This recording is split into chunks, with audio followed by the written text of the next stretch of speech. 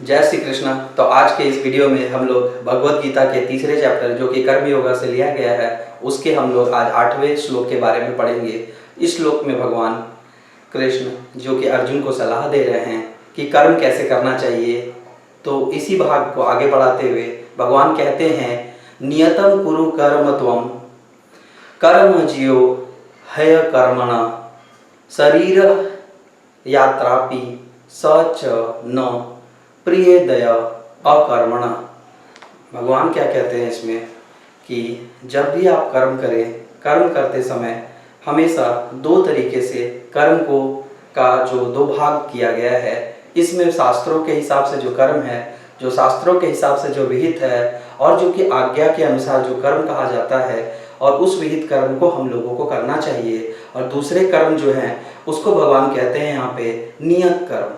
अब नियत कर्म और विहित कर्म क्या है? तो विहित कर्म वो है जो हमारे शास्त्रों में लिखा है, हमारे व्रत, त्यौहार, उपासना और किसी के बारे में झूठ ना बोलना, चोरी ना करना, हिंसा ना करना और किसी को भी हमें परेशान ना करना, ये।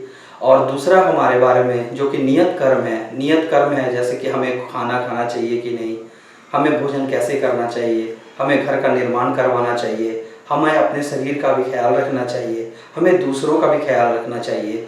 जैसे कि भगवान उदाहरण के तौर पे कहते हैं कि हे अर्जुन, तुम एक क्षत्रिय हो और क्षत्रियों का कर्तव्य होता है कि वो युद्ध करे और अपने और अपनी प्रजा का ख्याल रखे, और वो जब राजा बने तो वो प्रजा का ख्याल रखे। तो ख्याल रखना और एक क्षत्रिय के लिए युद्ध करना, ये दोनों ही उसके कर्तव्य में आते हैं।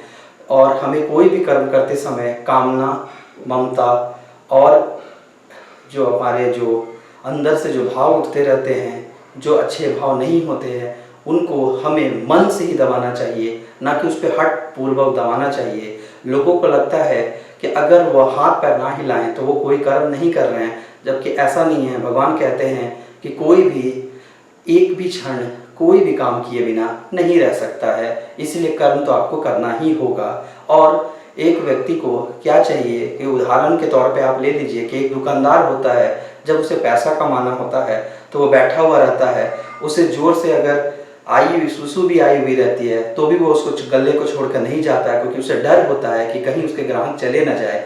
तो वैसे ही एक साधक को चाहिए कि वो अपनी साधना में इतना लीन और इतना ध्यान से लगा रहे कि उसे कुछ भी पता ना चले, उसे बस लगे कि हाँ बस ये शरीर है और इसका जीवन यापन करना है, और उसके लिए जो कर्म करना है और समाज के भलाई के लिए जो कर्म करना है, सिर्फ हमें वही काम करना चाहिए। और एक साधक को चाहिए कि वो अपने अंदर एक शीघ्रता ना लाए कि हाँ जल्दी से मुझे मिल जाए मोक्ष, ये भाव उसके अंदर नहीं होनी चाहिए।